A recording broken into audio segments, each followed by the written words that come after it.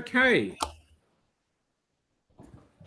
Good afternoon, everyone, and welcome to today's information session.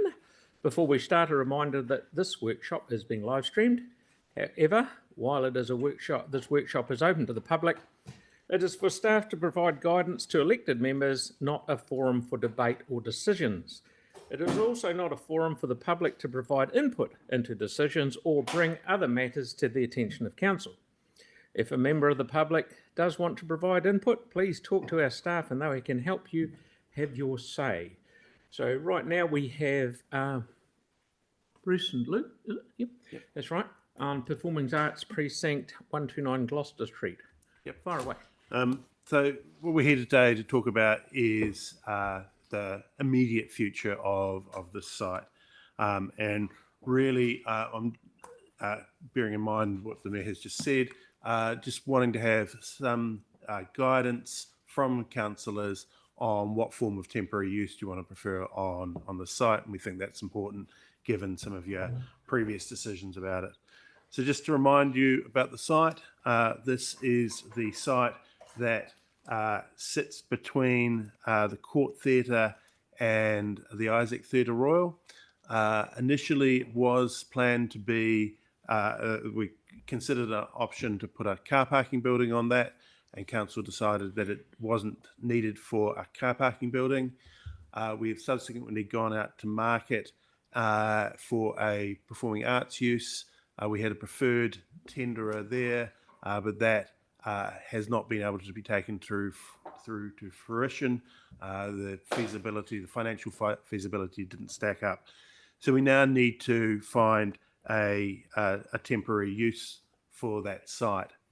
And to our mind, from the discussions we've had with stakeholders and all the other factors, we believe there is probably three options. All are temporary. One is it is as broadly a temporary open space area, which could be used for performance. It could be used for local businesses, for staff from there to go out and eat their lunch, have some nice seating, etc. on it. It could be used for temporary parking. There is some demand, certainly from the stakeholders in the area, or it could be used for a mixture of both. And that's a consideration as well.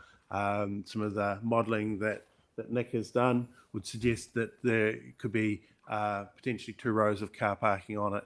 That could be used for accessible parking for some of the patrons at the nearby facilities, or potentially some of the staff in that area. So just thinking about those nearby facilities, I have had some informal discussions with the CEs and chairs of each of those 3 facilities, and all of them would prefer that mix. Certainly accessible car parking for those who are less able or potentially a little older is something that they believe is important.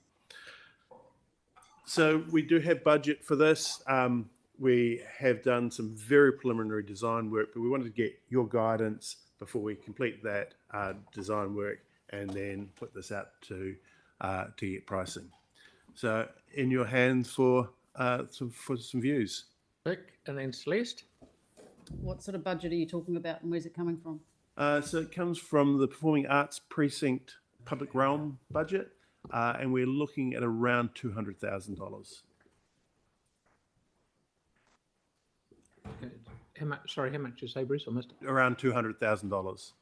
Yeah, the whole budget for the permanent is larger, but we're just looking at a smaller amount for the temporary. Okay. Righto, Celeste. How many car parks do you think you'd have on the site? I think at one row there was 28 and two, almost 40. Yeah. Yep. And would you, as part of that, would you provide parking for the volunteers that work there? Look, that we haven't got through to the detail. We're after really your concept thoughts at this stage, but that's something we can certainly consider. We'd have that discussion with the venues. We'd certainly at night be wanting to really focus on patrons and again, particularly those less able.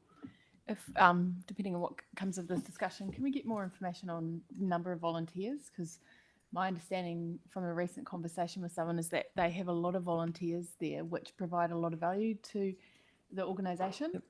So therefore, if you've got older volunteers that have worked there for many years, if we are going to provide temporary parking, I'd want them to be considered as part of any plan. Certainly, we can have those discussions, no problems. Okay, Aaron, please. Yeah, so why does it need a mix of spaces where you go eat your lunch when Gloucester Street's already got all the furniture? It's got $1 million worth of cool stuff to eat your lunch at.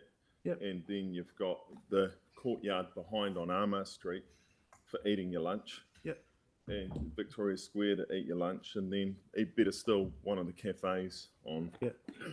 It's probably not a question of do you need. We've just put some options up. Oh, so and it's one just of the putting options could be that you're completely in car parking. And if we did it as a nice looking car park, but just that grade, not a multi-story, but just a really nice asphalt car park with some planter boxes to enhance the area, how much would that cost? And that must get all of its budget back within a year or 18 months? I haven't done any revenue assessments, but that's a consideration we could certainly look at. I think The that's advice that has been given to me is that we could get within that 200,000 total a nice car park for the whole lot. right. So, and then it would make funds, and I think Celeste raises a good point. Some of them could be used for volunteers and stuff like that, and then it can generate revenue for the completely broke council. Yeah. Crikey, we're going. Okay, thank you. Andre. Thank you. Just to clarify, what was mentioned as a mixed use is potentially a space for art, so concerts, performances, temporary use, amphitheatre, these types of things. Really rather than just low key, yeah. yeah, rather than just a eating lunch space, of course. Yep. Yeah. It would be good to, yeah, I mean, mixed probably makes sense. It would be just good to be finding out what that parking space would otherwise be used for if it wasn't used for parking. Yeah. At the moment, it would be used for other temporary uses. We do not believe that there is a good market for uses that are compatible with the performing arts precinct at this stage. They're not viable at this point in time where we are in the economic cycle and demand for sites in the city. Yep. So, and I need to get my bearings on sizes here. I mean, last summer there's a big demand for example, concerts at Cathedral Square. Do you know how this site compares to the size of what they get a permit for? No, we haven't. No, looked we into could look into that and Yep. take that on notice, Councillor. Cool. Yeah, it'd be good to clarify that. Thank you. Sarah.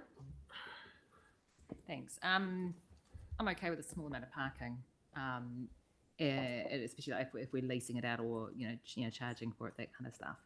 But I'm pretty sure, didn't we have an existing resolution that did ask us to explore those temporary arts kind of uses? Talked about working with arts groups. I'd have to refresh myself with the exact wording, but yeah, talk to the arts groups about things like that. Yeah, but it wasn't the arts groups that are up there that we were meaning at the time, right? Because they're already in their own established venues. Yeah, So I it was need to check the that. arts space. So the other thing is when we're doing the Gloucester Street trial space, we did look at, the potential for relocating the West Stage area there, the potential for using it for buskers, those kind of spaces. So I wouldn't like the whole thing to be a car park, but actually having a decent size green space that's actually really friendly. I mean, New Regent Street's always overrun with people eating ice creams in summer, having somewhere nice for people to go. Yep. That kind of thing would be, yeah, that would be good. Sam, please. Yeah, thanks, Bruce. So I'm keen on parking, and there's, given what we're going to talk about. Oh, not today, but we have talked about previously with the other facilities we've invested in that community. I guess what I'm trying to understand is, so you're after a steer, but you'll bring a paper at some stage. What's the next steps? Given at the moment I'm getting a mix of mix and parking, Yeah. it is likely that would need a paper. Yeah. If it had been clear in one direction or the other, it's probably something we could have dealt with under delegation, but it seems to be mixed views. So in that case, we're better off to bring a paper through. Okay, no, that's basically answered it. Yeah. Melanie? Yeah, I think that when we had that vote about the car parking, I think those that didn't support the car parking building wanted to see it for outdoor arts use. So, movie site, anything, just not, don't support car parking there at all. It should be for outdoor arts usage.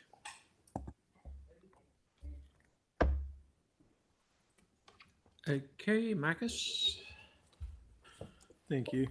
Yeah, I was having the same thought as Sarah around the Gloucester Street hearings panel. We'll be proposing to move that stage off road and into there. So, as long as that's sort of in mind, That would be something that you'd consider. Yeah, we can and factor. I'm certainly open to the idea of a mixed use. I think the accessible parking for one is a good use.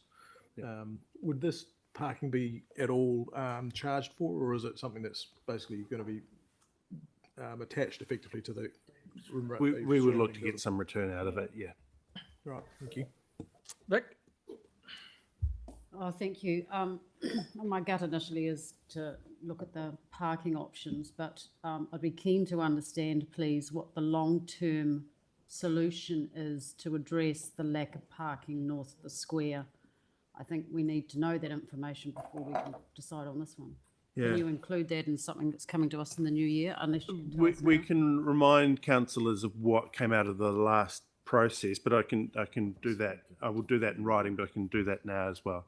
So you got strong feeling as a council from the when we went out to tender, the concern about particular the operator who was successful then, but there also was some private sector providers are saying, hey, we are going to be building soon in that vicinity, and you don't need to duplicate that. And I think that was a key part of the decision making that has so far not proceeded. We are seeing some upgrades at the moment of temporary car parking in that vicinity, and we remain in contact with the proposed developers of that proposed car parking, but we've got no clarity about their longer term future there. Otherwise, that's in the Armagh Street site. Otherwise, we know there has been some discussions broadly in the Te Pai Noah's Hotel area. Again, we're not aware of where they are at. We haven't seen any resource consent applications or building consent applications there either. So there seems to be some private sector interest in developing in that area, but nothing that has come out concrete since that initial application for Armagh Street, which was subsequently withdrawn. So it's a bit of a stab in the dark. When are we going to be able to get some certainty about a pathway for this? Well, if the councillors wanted some views from staff about what we could do on our land, we could bring those back to you for that discussion. We can keep up with the contact with the private sector, but we certainly can't make any promises about what they will do. All we can do is act as conduits for information from the private sector. I accept it may be out of the scope of the discussion today, but I'm keen to understand to what degree the lack of parking impacts some of the other investment decisions in and around that area. Yep. Yeah. Okay. Me? I'm with Aaron. I can't understand why we want to have any mixed use in there because we've got more grass all over the place that people can go and sit on and eat their lunch. The very rough nutting out that I've done here, even if you do put in a full car park, you're going to get your money back in a year with the even if it's 50% full, and that will going forward will pay rates to us on something that's not giving us anything at the moment. It's probably the cheapest way out of it. If you go into all those little paths and things like that, you're going to blow away 200 grand at the drop of a hat. My view. Andre. Thank you. Can I encourage you to involve people like Little Andromeda who have come with proposals for this area before? With areas like this, you want to involve creatives because they come up with creative solutions. They're the best possible ones to involve, but also potentially those live music venue promoters that are predominantly having to use outdoor spaces all over different parts of Christchurch because the lack of or indoor venues or town halls, booked every week of the year.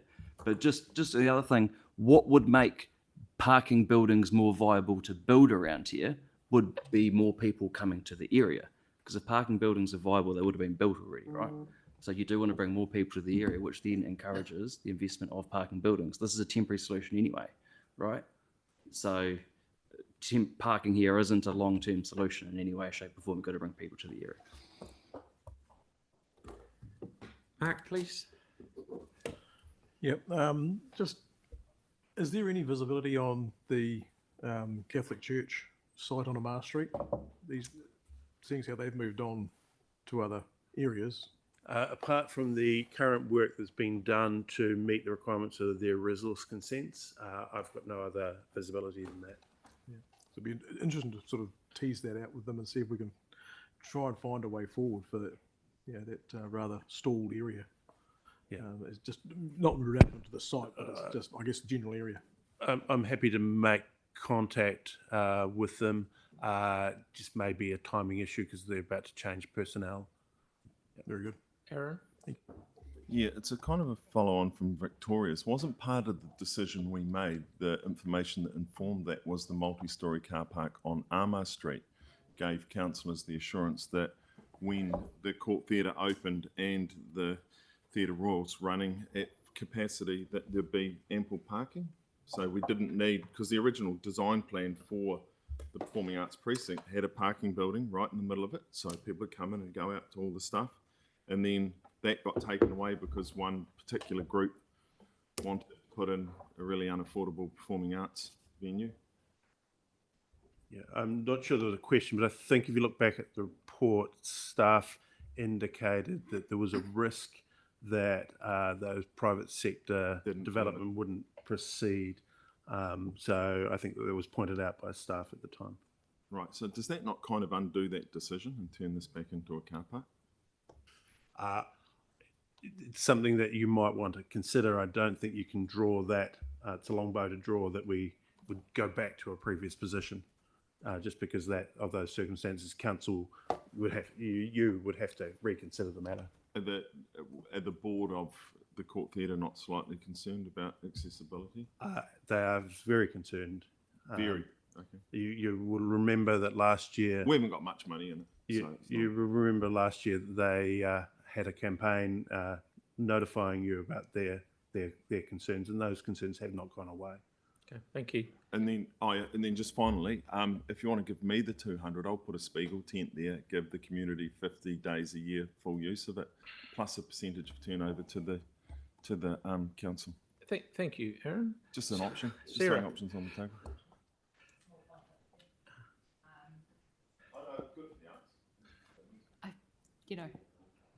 The wider context in this space. So when we were looking at the previous decisions we've made on the site, we've looked at the wider context. So while the car parking building isn't being built on Armour Street yet, there is some at-grade car parking going on, is that right? How many car parks? The temporary car parking in that area, it's being lifted to our temporary standard. I think there's about 200 there. We have no certainty about the basement area. I don't believe there's been any resource consent applications yet for that. Yeah, and the Gloucester Street layout and things at the moment. What does adding in extra car parking do to the safety and the extra traffic and the safety on Gloucester Street, given that transport layout at the moment? And because it's not just the number that might be parked there, but it's the people who come and looking for a park there and leave because there's not one, because there's only going to be a small number of car parks there. So that we haven't specifically modelled that, but the area that's certainly from a mixed perspective we've been looking at is it currently occupied by temporary car parking for the Isaac Theatre Royal. Yeah. Okay. So my view on it would be that having mostly green space, sort of performance-y kind of space, with maybe a small number of car parks that are specifically maybe for court workers during the day and accessible for night patrons, but not general car parking, just to lower the impact on traffic for Gloucester Street and keep it safer. Yep. That So would be my pick. that's the consideration. But as I say, Yeah. I think given the feedback, which now I've seen pure arts uses, mixed use and car parking, we would need to do a report. Yeah, Yeah, I that's a think good idea. we've all talked about it enough. I think you're going to have to bring us a report and we're going to have to throw it out Yep. there, and that'll do. Otherwise, we're not going to give you any direction whatsoever. Okay, thank Yep, you. thank we'll you. move on to the next thing. We're done. We'll talk around in a circle for bloody hours. Did you say what everyone else got? Right.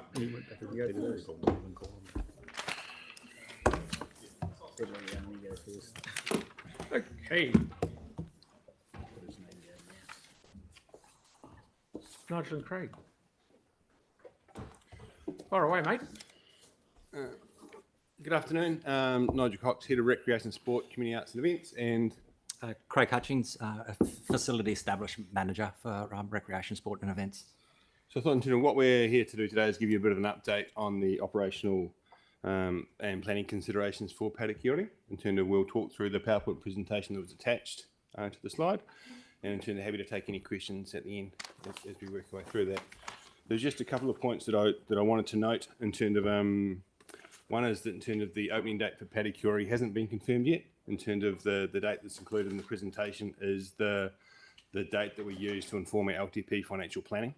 So that date is still to be confirmed, but it'd be great if it was in October. The second part I just wanted to confirm is that the Rec and Sport and Events Unit does have a 17-day review planned 12 months after the opening of Patakiori, just to review how we're operating the entire Rec and Sport centres and pool space. So we'll do that review 12 months after opening Patakiori as opposed to before, because that the setup of Patakiori and those establishments was part of what informed the whole aquatics facility and the planning that we've done so far. Okay. So in terms of, if I pass over to Craig to introduce the next slide. So the first slide, just the next one over, just talks about the 5 key strategic objectives of Patakiori.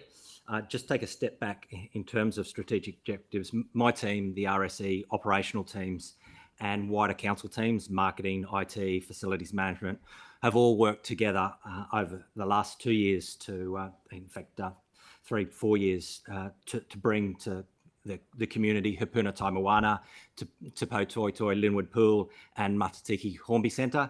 All of those facilities have been hugely successful in achieving their strategic objectives outlined in their business cases. And I'm confident that we'll be able to do the same here in terms of the objectives that you see on the board. And with the finish line in sight, those objectives are actually becoming real for us, which, number one, in terms of restoring and growing participation rates. That's all about more people, more active, more often, which with more people and being more active, that'll lead to health outcomes for the city. Number two, hosting events.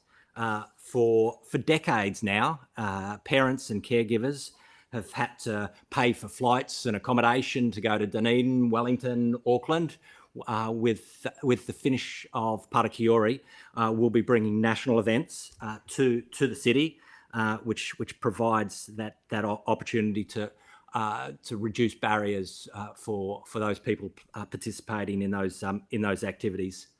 The third one is all about attracting visitors to the central city, which I just heard mentioned there in the previous presentation. And with pools, hydroslides, courts, dance studios, movement studios, much more, Patakiori will be similar to Margaret Mayhew. It will just bring people into the central city, and with the events, the show courts, thousands of people will attend events and spill out into the restaurants and cafes of the central city. So there's a real opportunity that this facility and its strategic location brings to activating that CBD. Number four, the co-location of facilities in one large location, bringing sport and recreation, arts and dance, those elite athletes and those just starting out, the young and the old, will bring a diverse range of people together. the bringing of diverse range of people together is about building communities, and facilities are one thing, but it's actually what that facilities do for the community. It's building a stronger community, which is what council is all about. And we'll do all those things in an environmental, sustainable, and a financially viable way. So I just thought it's worthwhile, given the length of this project and where we're at in terms of that starting line, that finish line in sight, to remind ourselves why we're investing in this particular facility. So I'll just hand back to Nigel to talk about the wider context of our facilities. So as a bit of a recap, we had the aquatics facilities plan in 2017, which was a planning tool that was used to inform community consultation and the subsequent council decision makings on our role and provision of aquatic facilities in the long-term and annual plan processes. In terms of some of the information we worked through there, when Paddock Uri is complete, we'll have our full aquatics network done and dusted. What it will mean for us is we will have circa 50 square metres, 50 citizens per square metre of water, which puts us kind of on par with where Auckland and Wellington are the other major centres in the country. As we keep going through this in terms of the projected participations, when we started in 2010, when we looked at this, through to 2017, through to 2028, obviously we're looking to get people coming in more often. Is a significant thing we need to do to meet our financial and participation targets. But we also need new customers, and we need to attract regional and national events to the facility, as Craig spoke about. Currently, we're tracking about, with just the aquatic participations, about 4.95 participations per head of population. So we'll continue to grow that, but we are tracking the right way towards hitting that 5.75 admissions per capita target. Specifically for Paddock Uri, the projected participations are on the screen there. In terms of, you can read that in the slide pack as we work our way through. I don't think there's any more I need to say in that as we work our way through this presentation. So to hit those numbers, it's not just a matter of build it and they will come. There's a lot of planning work that's associated with that, and to do that, there's my team once again, and with the wider council teams, have set up a number of work streams, which are on the board there, which include the staffing, activation, events, operations, fit out. There's a lot of work that goes into actually establishing those facilities and making sure we've got it right when we do open the doors. We can go to the next slide.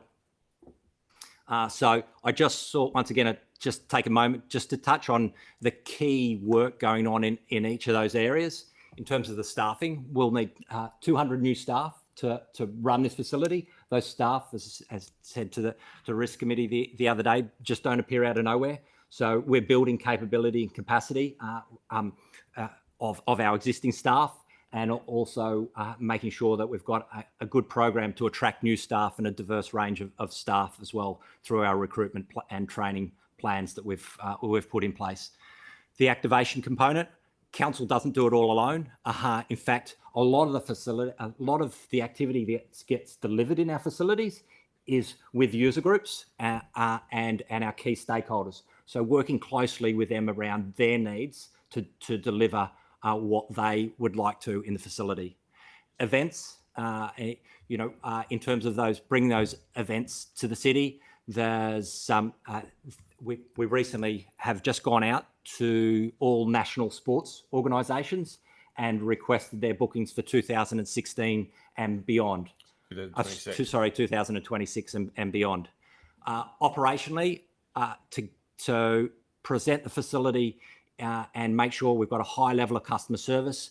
There's all the cleaning and maintenance, emergency procedures that need to be put in place. Once again, the RSC team are working all those things at the moment.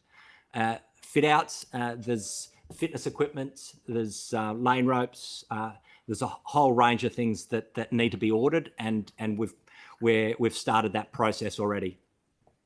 Our marketing communications, you won't have seen a lot of that out there at the moment because it's all about timing. A lot of the marketing communications and our promotional plan will come in the 6 months out from opening. Leasing, we've already got on board all of our tenants. So key tenants, cafe, high performance sports, our allied health provider, and Sports Canterbury housed within Sports House.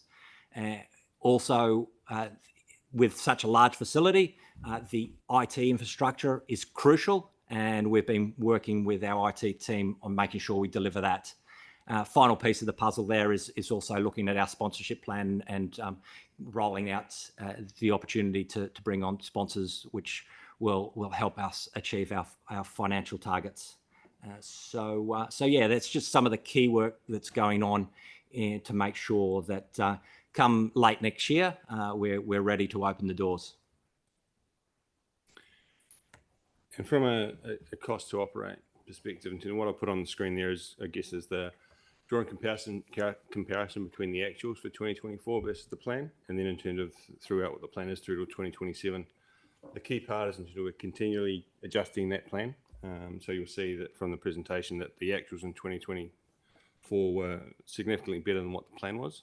In terms of, we have increased our revenue target for 2025, and we're tracking circa $900,000 ahead of revenue targets so far this financial year. So while it looks like the net cost to operate is going to be $14, $19 and $18 million as we work our way out, we're working really hard to pull it back in with both revenue streams, but also managing our costs as we work our way through that. So we're very much so managing this as a network of facilities rather than looking at one facility. Sorry, I'll go back. And in terms, you'll see at the top of that slide, that's with the notes that we took that informed the financials that have been modelled here and was included in the LTP. Also, as we jump into Paddock Uri specifically, in terms of obviously FY27 is the first full 12 months of operating, and you'll see the cost to operate Paddock Uri is about $2.6 million. This takes into account the cannibalisation of participations as people move from existing facilities to use Paddock Uri, in terms of trying to balance that out and trying to share our overheads and our costs across the whole network of facilities. You'll see that the revenue target there is about $9.8 million. As you work through, the biggest controllable cost we have is certainly personnel costs, and we'll continue to manage those as we can. Craig talked about having to recruit circa 200 employees. So we're lucky that Canterbury University and Lincoln University are going so well that will assist us with that. But we'll need to manage our costs. And in terms of certainly electricity is a large operating cost as well, projected to be about $2 million of that operating cost for Paddock Uri. As you keep working our way through these financials, in terms of what we wanted to show on this slide is the comparison between the cost to operate all of our facilities, with Paddock Uri working our way through that. And what you'll see is that the shift from FY25 to 27, where in terms of the cost to operating some of the facilities goes up as the revenue will shift to Paddock Uri, and sometimes the cost to operate will remain the same. So as we go through the network, it goes all the way back to the first slide. We show that individually, when we look at individual pools, yes, they will become more costly to operate based on the planning we've done, but in terms of shooting, we'll do everything we can to shift that. And the key note through there as well is the facilities with fitness centres or stadia are cheaper to operate than those that don't have them, and that's just part of, in terms of the less costly to operate, but they still bring in the revenue and those multi-visit classes. One of the key pieces of work that we talked about through the long-term plan is certainly the pricing and the fees and charges for Paddock Uri. So we've completed two pieces of work in terms of the pricing elasticity and affordability research that was completed independently through the field and then analysed by our own monitoring and research team. So Amy, Martin and Adeline have done a fantastic job with that. And also we've benchmarked market rates across the other major centres in New Zealand. In terms of that information to go through has informed what is in the draft annual plan fees and charges that were presented to you. But I wanted to make the point that in terms of when the facilities are the same as our existing, i.e. pool hire, pool entry, in terms of court hire, it's the same price as what you would pay currently at Pioneer and Toyota QE2, etc. The only difference in pricing is when there's a significant difference, i.e. the hydro slides at QE2 and Jelly Park are a different price to what you'll have at Paddock Uri, purely because Paddock Uri has 5 slides, including a trapdoor slide, and it's quite a different experience as you work your way through that. The other key part that did come out of that two pieces of research is the drivers for people making decisions to utilise the facilities. We thought pricing might be much higher, but pricing came in third in terms of as we went through that research. So I guess in terms of location and some of the other measures up there are important. So it's a mix of, and there'll be different drivers for different people as we work our way through that. And purely as we work through the affordability part of it, some of the services we deliver in terms of are more price sensitive for some and others less price sensitive for others. So what you may have noted, if not, you will through the annual plan process, we've proposed to increase the community services card discount and super gold discount from 25% to 30%, recognising that there's more price sensitivity around some of those in terms of prices that we need to do. So we've tried to address that through that mechanism, acknowledging that we do not have something for those that are just above the threshold for community services card. That's just a difficult challenge for us to address.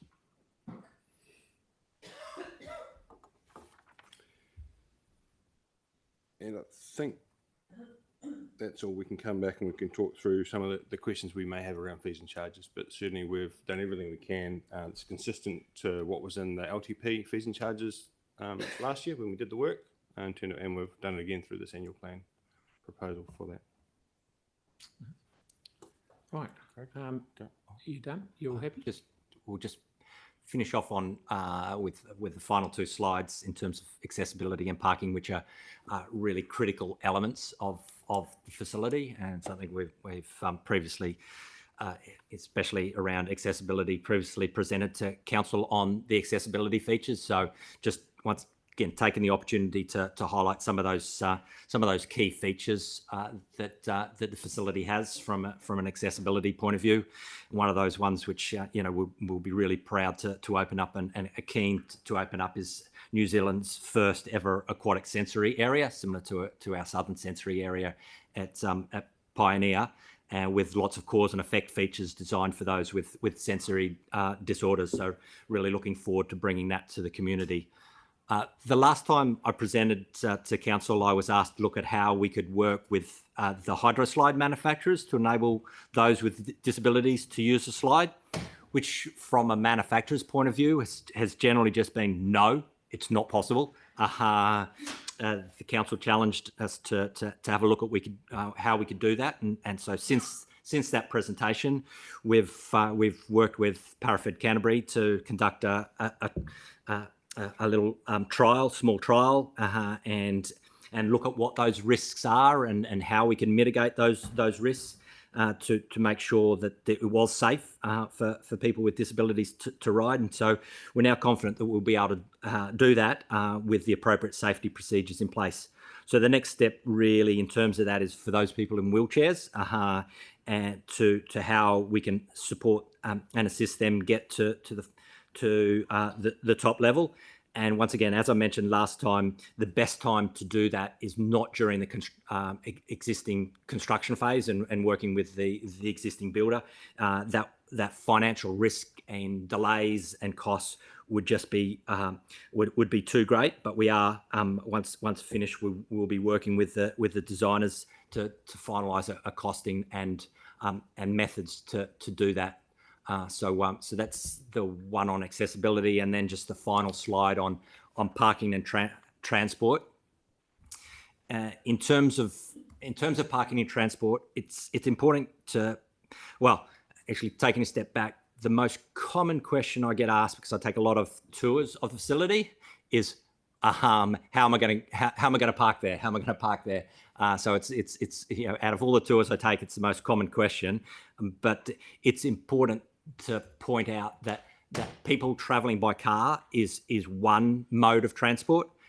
We do have a wider transport strategy that includes encouraging active transport, and the facility is well serviced by public transport, by cycleways, by walkways, and we will have a communication strategy and to make it obvious and easy to get to the facility by those other modes of transport. And when we do have large events, we will have a traffic management plan in place that will use the vast number of alternative car parks around the centre, but still within easily walking distance for those spectators attending those events. So we have those plans and are developing those plans at the moment. But people will still drive to the facility. So we do have parking technology, and we are working with the parking management provider. Stella is that particular group that will have the technology to manage the 550 car parks on site, and we'll have a procedures in place which balance the need not to create a barrier in terms of a financial barrier. And putting charges in place, so there will be free times that people can come and use the facility, but that needs to be balanced with the incentives to or the disincentives to ensure that those car parks are turned over and well utilised to make sure that the 550 car parks continue to turn over. So we will have procedures and policies in place to encourage that. So yeah, they're two key elements. So happy to open the floor up now to questions. Okay, thank you. Victoria? Yeah, thanks, Phil. Thank you. I know you said you've got 200 new staff coming on, you're building capacity. I'm keen to understand if that's in line with the original staffing projections and fits within the current budget provision. And I ask that question because I'm aware of the recent pay negotiations. So yes. Yes and yes. Yes and yes. Thank you. In relation to the $8 million fit out, is that our cost? There's a component of that which is part of the agreement with now CID, but previously Ropayanga, and there's a component which is ours, about 50-50.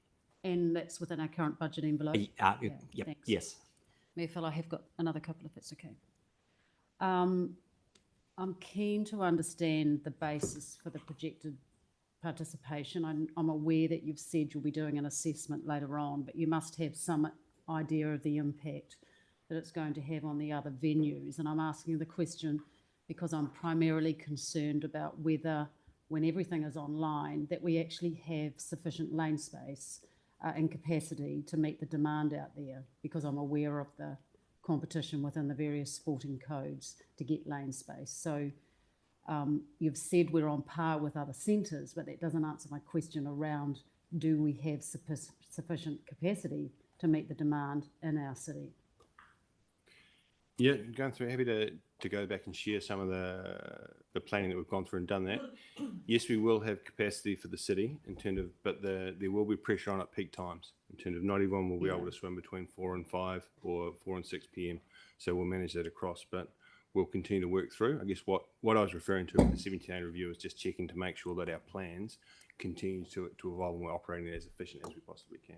Yeah, thanks. Look, my last question then is about the capital expenditure, because we know that this project has suffered significant setbacks and cost increases, some due to the complexities of the site, and if you were to believe all the rumours around the subsidence in the site. I'm keen to understand how confident you are that there won't be any ongoing concerns with this facility, and if there are any issues with this facility, who meets the cost, given that we're not bearing the lion's share of the cost of this project, please. In terms of, firstly, Council's contribution to this project is fixed in terms of through the Global Settlement Agreement, so there's no cost escalations for Council. Certainly in terms of, we have quite a rigorous process around quality in terms of what's being delivered, in terms of what was supposed to be delivered. So we'll get that handed over to us at practical completion, and we'll also have a defect liability period that we work through with that. But that doesn't get away from, in terms of, if something does fail after that, there's warranties that are required. So it needs to be fit for purpose and it needs to meet that. So there's no intention for Council to meet the cost if things fail through to design or poor execution as we work our way through that. That was the answer I was looking for. Mark, please. Thank you. Just picking up on the accessibility slide there.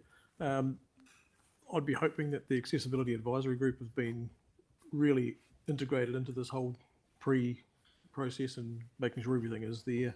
Yeah, once again, the answer to that is yes. One of the challenges of this particular project is that because of the length of the project, that consultation and detailed involvement was quite some time ago. So happy to represent to the group and look at how we can manage that through fit out period.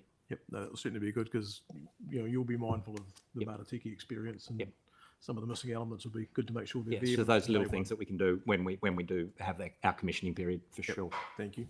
Aaron? Yeah, a couple of things. One of the ones I asked the other day was around the the costings. So we've got an increase in rates because of the cost to run this. What do the fees and charges look like if it wipes its face as far as that meeting that gap through? Because everyone's going to want to go there, so they're probably happier to pay the cost to swim there. Have we considered that, or do we think that it'd be too high? In terms of, none of our facilities currently wash their face. In terms of when we did the initial aquatic facility planning, there was proposals about having the fees 10-15% higher versus 10 to 15% lower.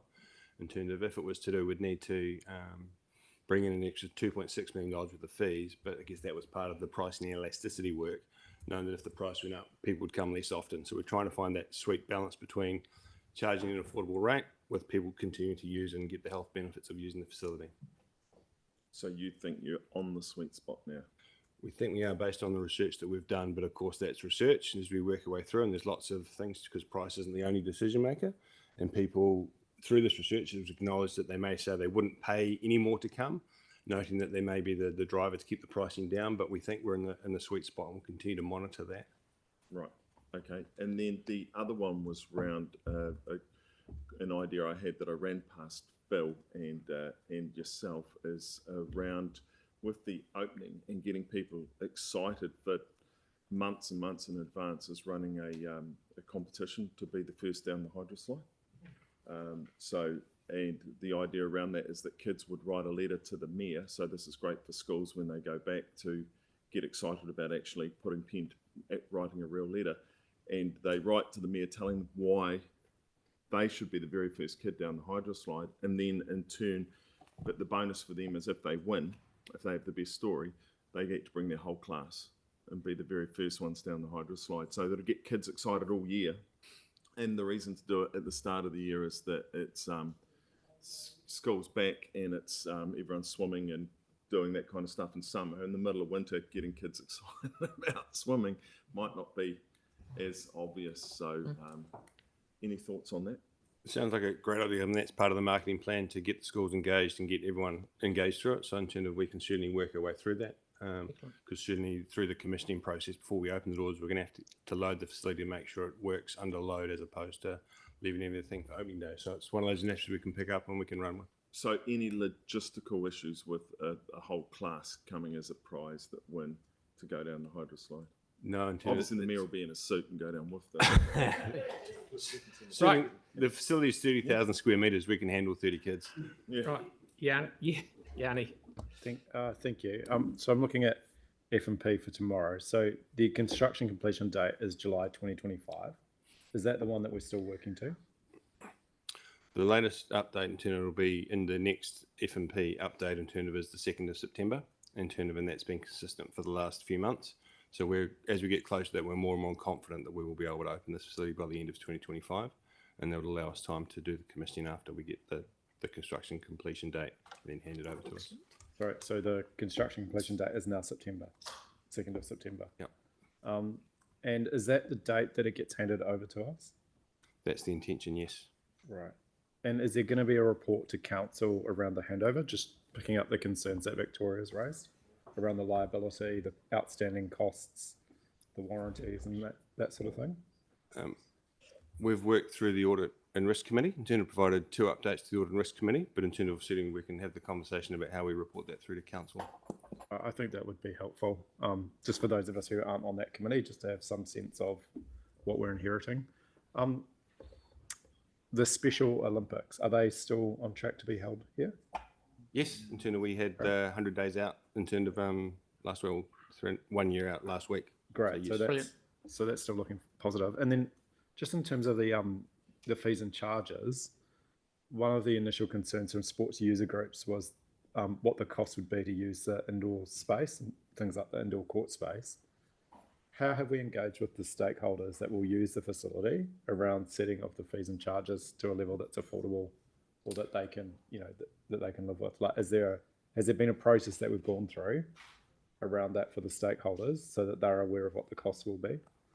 Yeah, there's the same process we've gone through every year. Like I said, the fees and charges for the court hire, for the pool hire is consistent with what it's been for the last 4 or 5 years, and we haven't shifted some of those fees for that time. So yes, we have done that. Yeah, because you've got data up the wazoo for him, all the other I shouldn't say wazoo here. Yeah.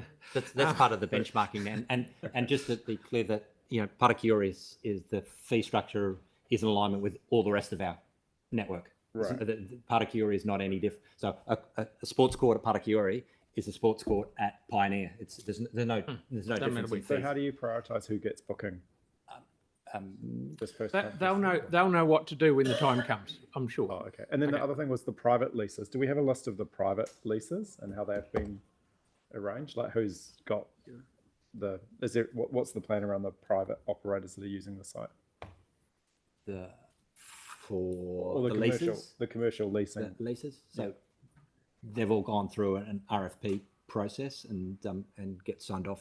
Okay, but do we have a list of like who and how much revenue? They will have a list. We won't see it because they Well, know no, what so they're when we doing. did the library, for example, we got a report and we got options around the cafe. And Yep. so, like when we do Salt on the Pier, for example, in Brighton, we got a report and we said this is, these were the options. So we haven't seen that for this. So that's why I'm trying to understand. I'd like to think we don't. Okay, Do last we get sorry, to see last it or question, Tyrone.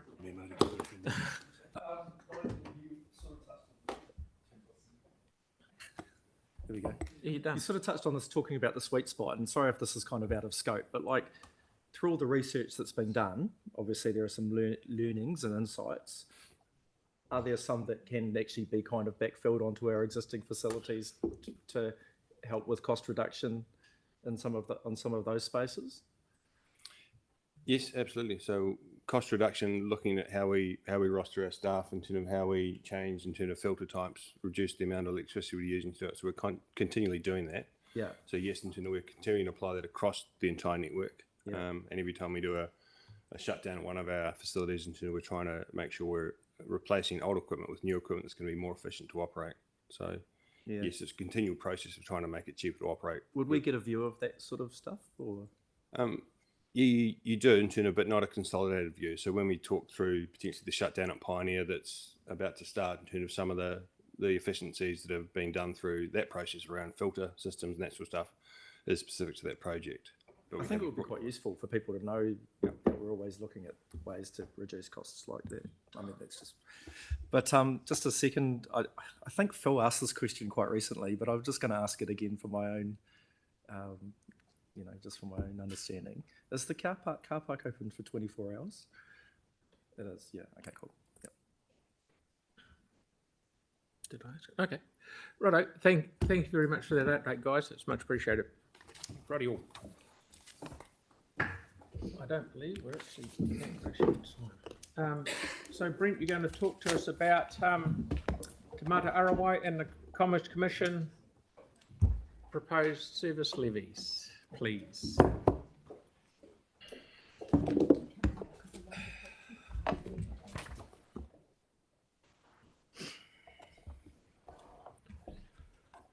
Thank you, Mr. Mayor. And just a little bit of background first. You've met Luke before, who's been doing a bit of work on this.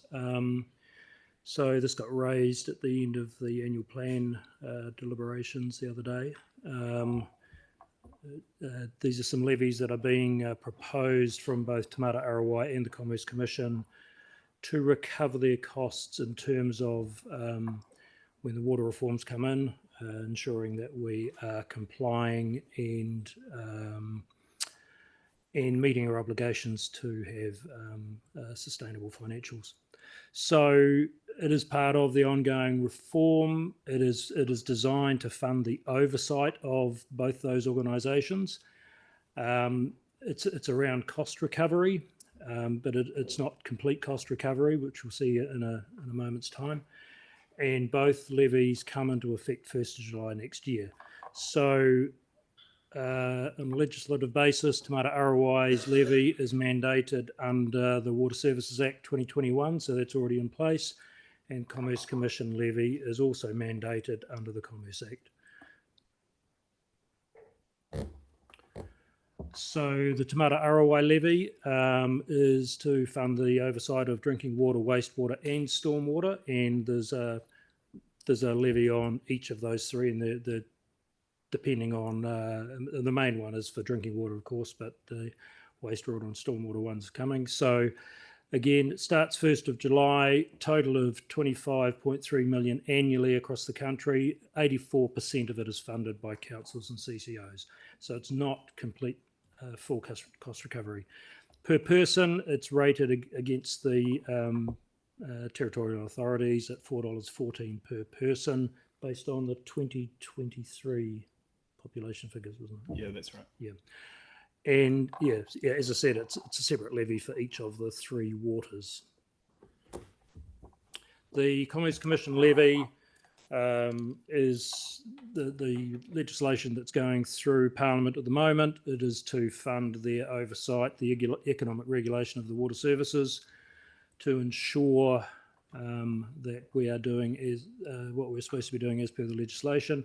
Again, they are 100% funded though through these levies. It's $6.5 to $7.5 million across the country.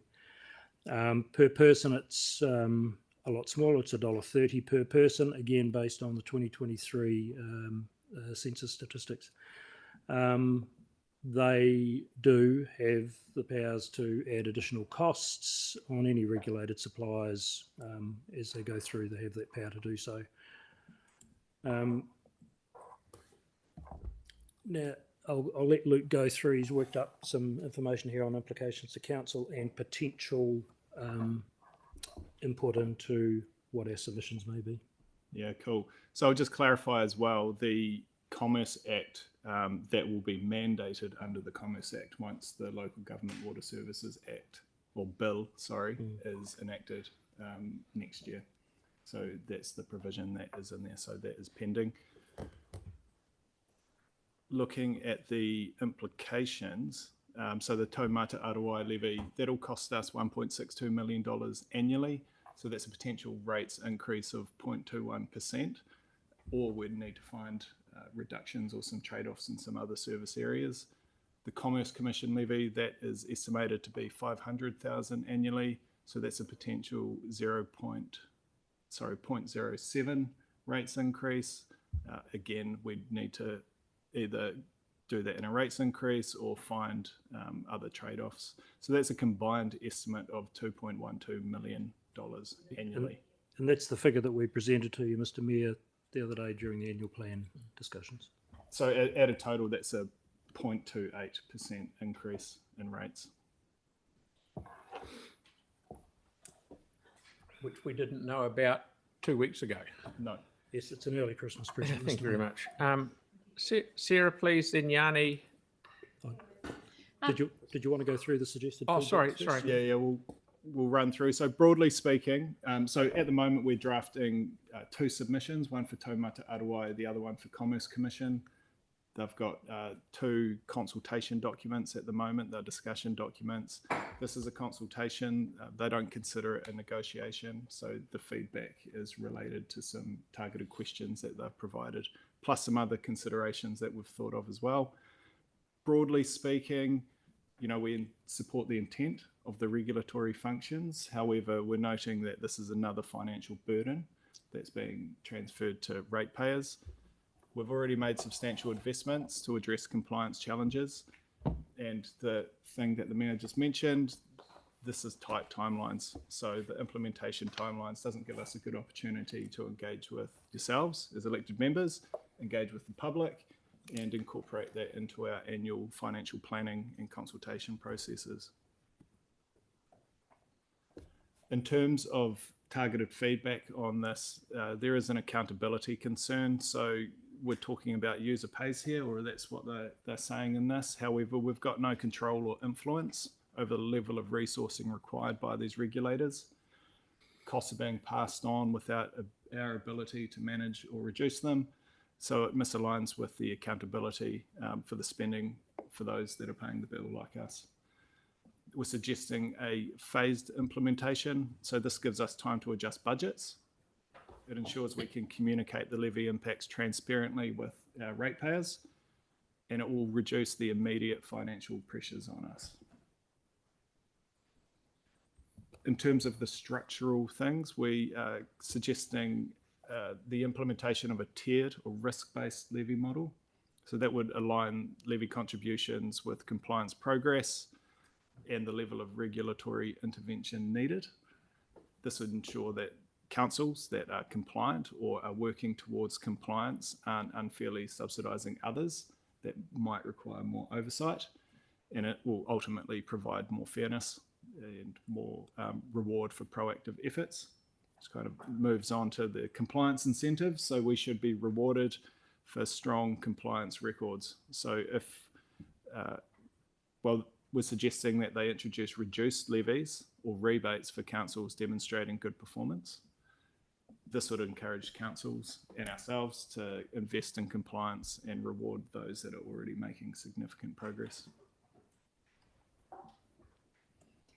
In terms of value for money, we're suggesting that they dedicate part of the levy revenue to support councils' compliance efforts. So provide grants or programs to fund compliance-related infrastructure and improvements, and offer technical guidance and resources to help councils meet regulatory requirements efficiently. We want to see more transparency in their reporting. So we want to see the allocation data of levy funds, so we can actually see where the money is going. Include cost reporting so we know exactly what we're paying for, and report what we got in return so we can see the measurable benefits delivered for the levy that we are paying. That's what we're suggesting, and commit to a formal review. We're suggesting 2 years, assess the financial impacts and to see whether or not the levy is working as intended, refine the approach to address the unintended consequences and improve fairness. And we want that review to also align with our long-term plan cycles so we can actually integrate it into our planning. Done. Good. Thank you. I'll leave that up there. Right. Sarah, please. Thanks. A couple of quick questions. Do we have any other agencies that charge us in this way instead of like a fee for service, like for monitoring what we do? Finance. Apart from Audit New Zealand that charges. No, but every that's year. not charged. We don't split the costs across all councils for Audit New Zealand. We have a fee for service, yeah? Yeah, it is a fee for service. Any comment from finance? No, nothing else. It's increasingly happening though, the food service levies one. So food service, so we've got another one that's coming in. They're Going to come to the table.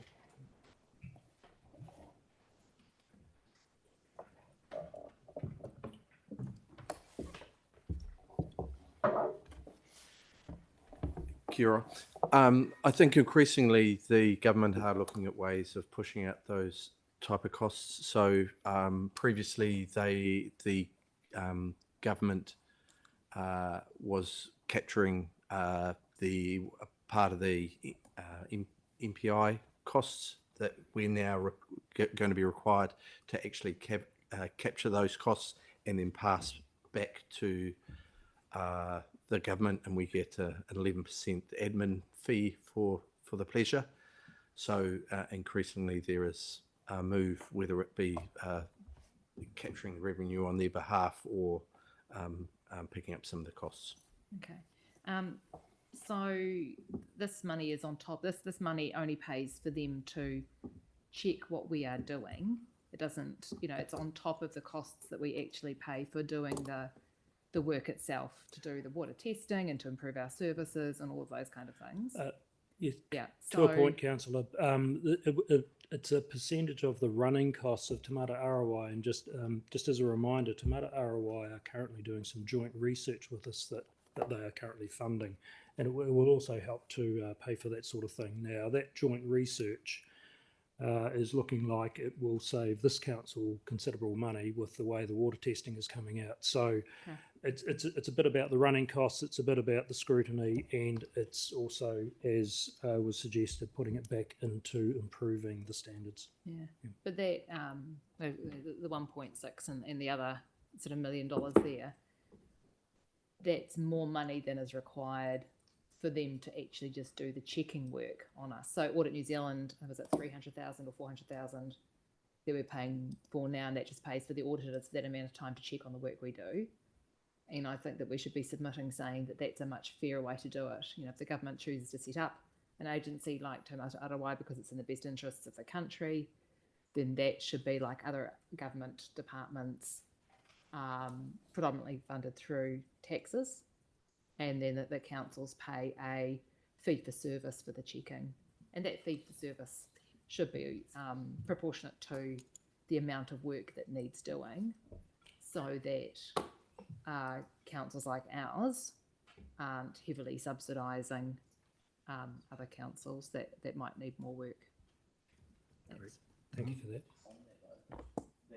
One stuff we just have to be careful because we wouldn't want to write anything in support of continuing to use Audit New Zealand across everything. In terms of that mechanism, because actually if you look at the cost recovery model, it is based on everything going in, and we effectively are subsidising other councils. So I used to work for them, so yeah, so it's still a different model of where because I think we're at across the group we must be over $1 million in a year for what they run, and it doesn't lead to good outcomes. Yeah. So we just, I mean, I agree. Let's have a look at it, but don't use Audit New Zealand as the example. Yeah. And Councillor, picking up on your point also about the subsidisation, of course, I brought the slide back up. 84% is funded by proposed to be funded by councils and CCOs.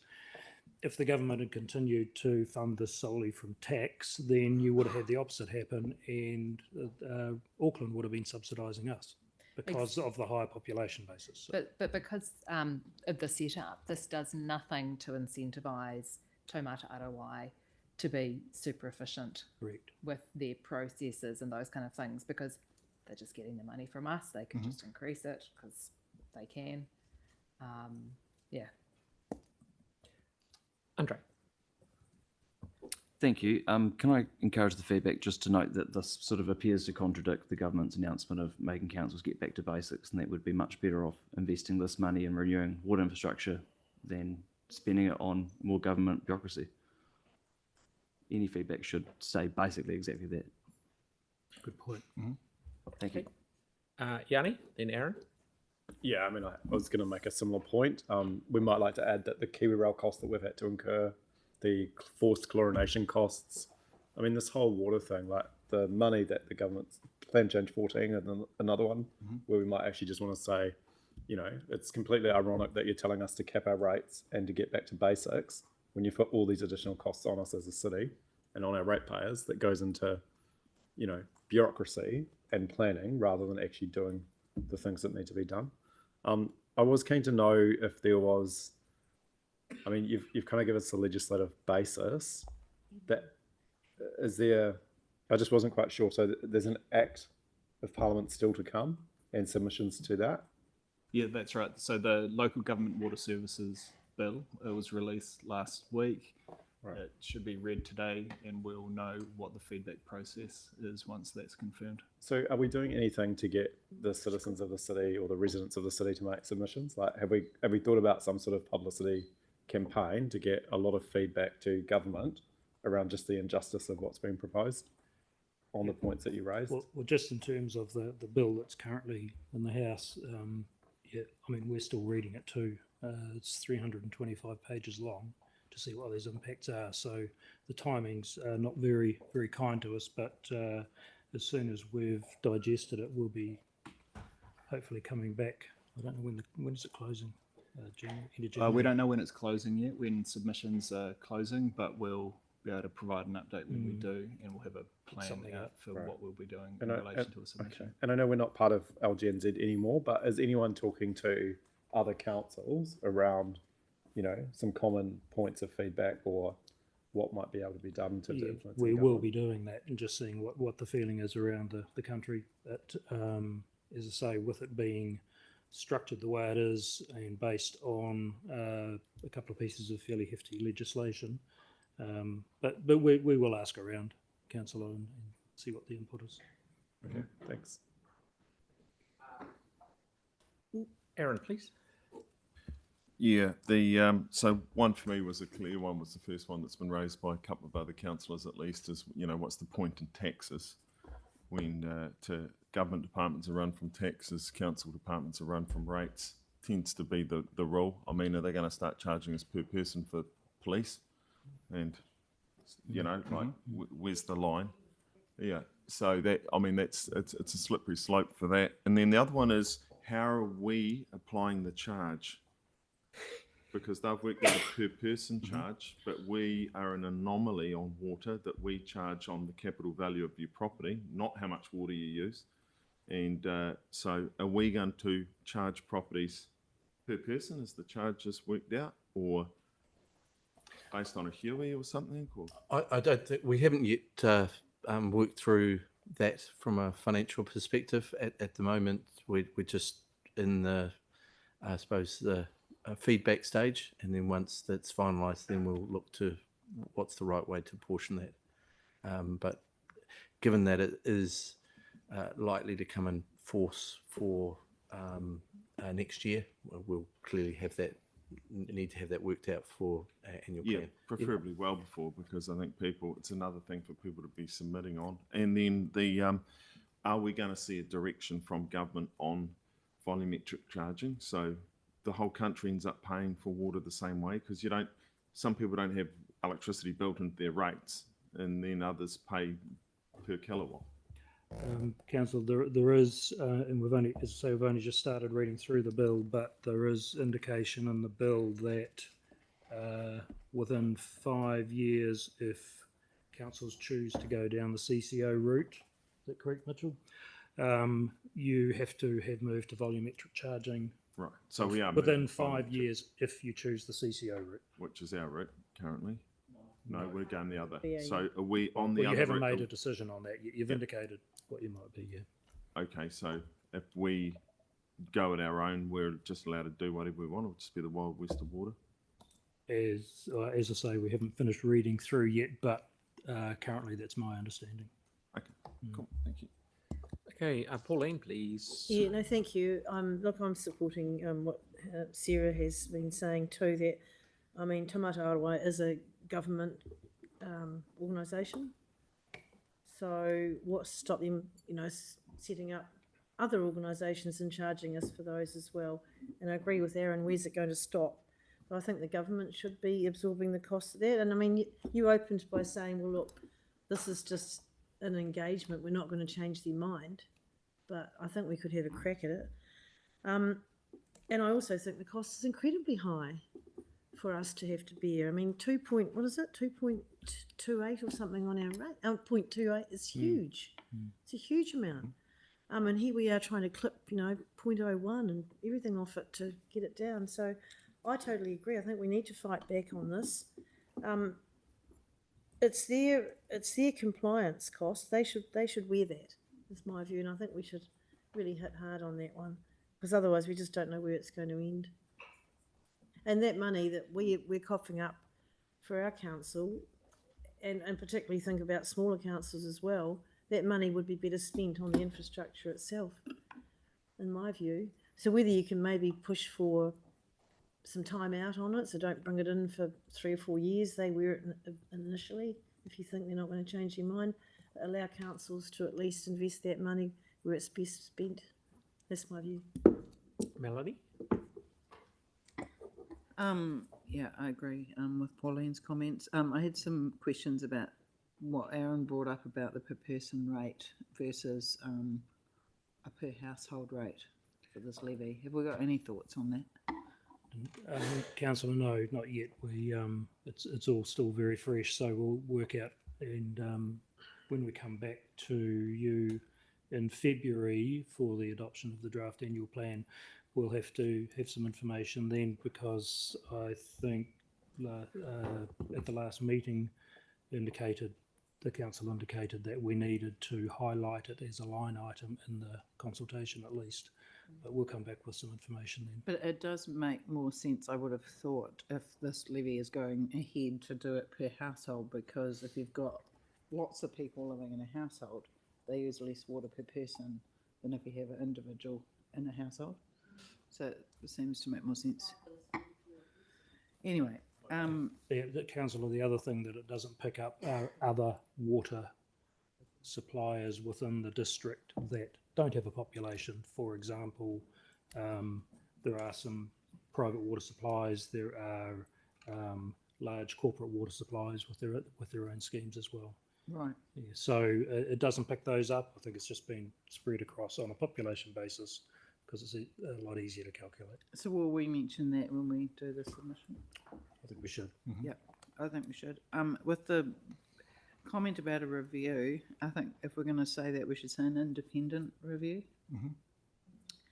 And then the idea of the risk-based levy structure or tiered or whatever, I'm actually not quite sure about that, because say councils are struggling, if you have a council that's maybe struggling, and I know they should join with others to make it easier for them, in some ways it may be a bit counterintuitive to be charging them more because they haven't got the money to do it. So I'm not sure I agree with that. But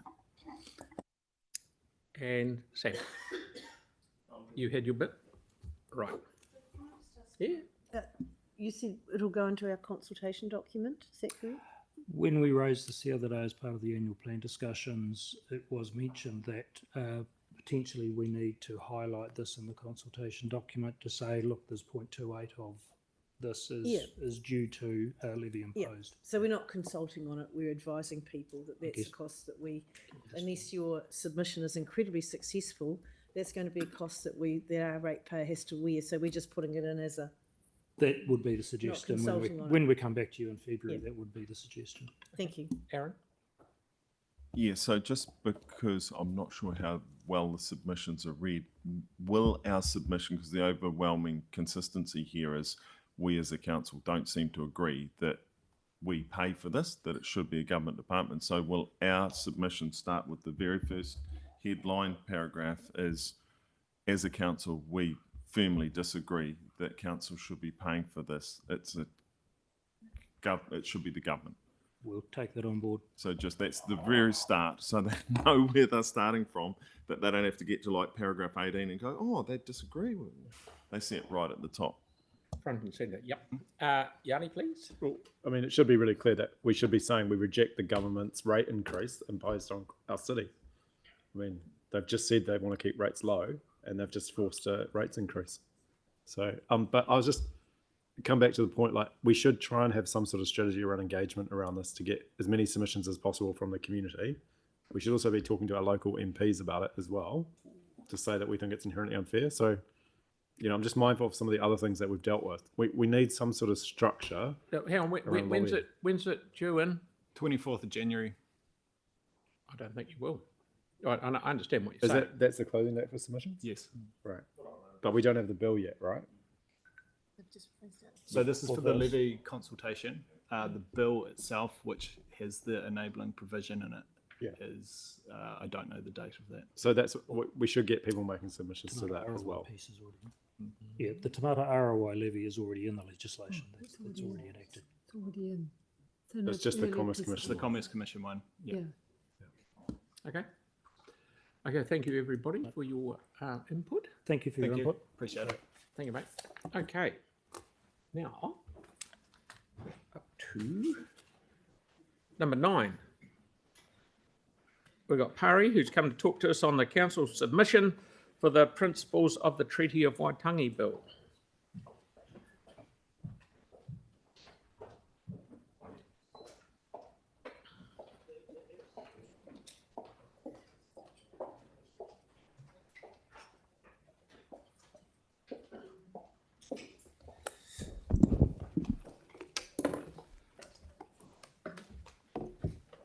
Kia ora koutou ka hui mana ki roto e te whare hononga.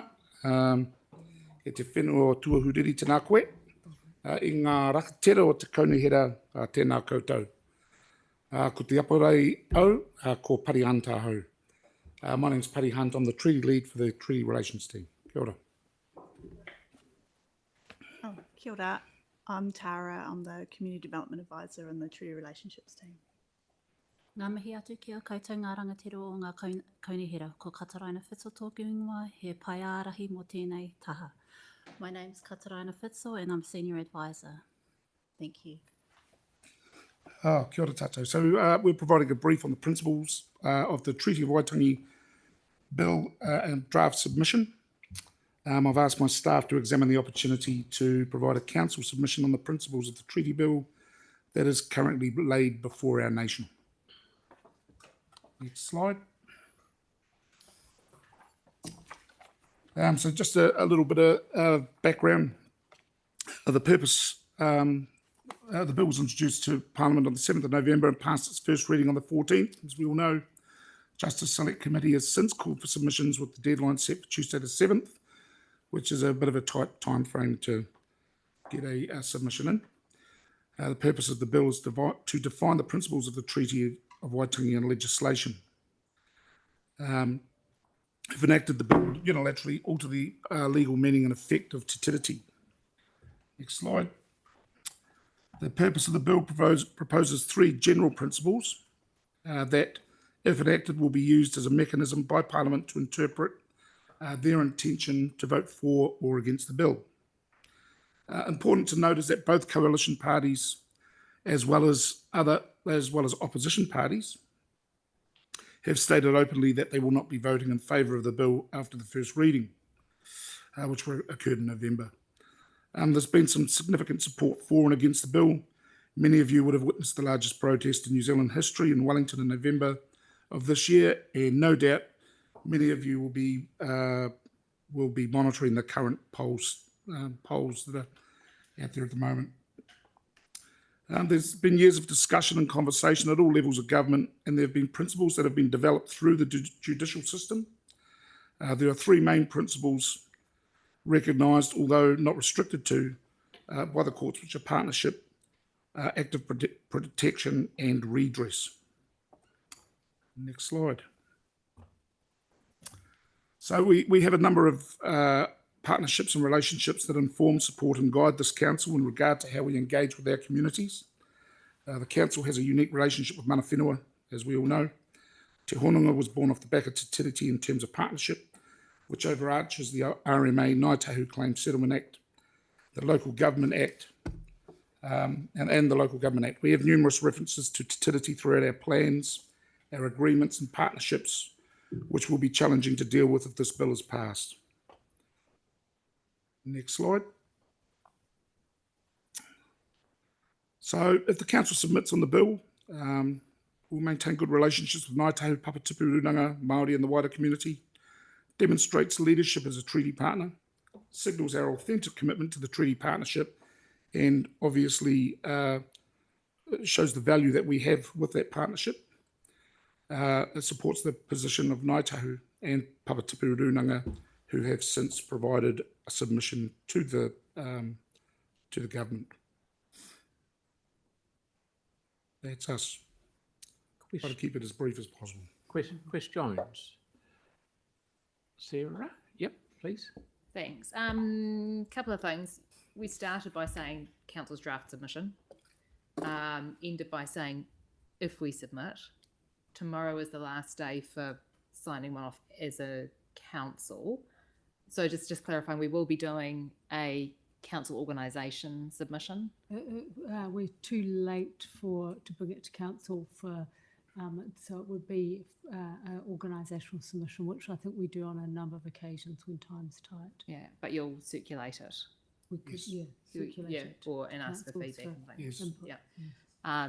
And I think that, like with the last submission we were talking about on the Taumata Arawai stuff, I think we should be just as firm with our first statement, submitting in no uncertain terms against the bill. I think that should be our opening, like it was with the other one. Yeah, thanks. So can I just clarify though? So is this thanks very much for talking through it. So I'm just conscious we've obviously got the 7th of January is closing, but to put a statement like that at the very beginning without consulting the community, can I just finish? Is this a staff? This is a staff submission, is my understanding. It would be it'd be an organisational submission, and and on how it affects us. But we would welcome any suggestions from councillors, but it has to be an organisation submission.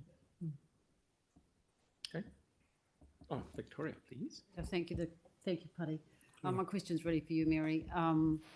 To understand the scope of our submission, and can you confirm that this is limited to how it affects local government and how it affects us, and doesn't really go beyond that? And I think my personal views are that if people have got other issues they want to raise in relation to this, then they can make their own personal submission. That's what we've had discussion with both with the team and also at ELT, is that council staff can make their own submissions about matters, and will be about local government and the bill and the impact of the bill on local government. So I'm sure many staff will be making submissions on various aspects of it, but just because of the time constraints and the fact that we haven't had time to bring it to council, that's what we are going to be focusing on. Yeah, I just want to, given the number of other councils that have managed to do this piece of work, just want to sort of express my disappointment and frustration that this hasn't happened for our council, to enable us to be open and clear with our views to our community and to the government on the Treaty Principles Bill and how it impacts our work and our relationship with mana whenua. Yep, noted. Tarang. What's the recess committee for if it's not to approve things like this? Totally.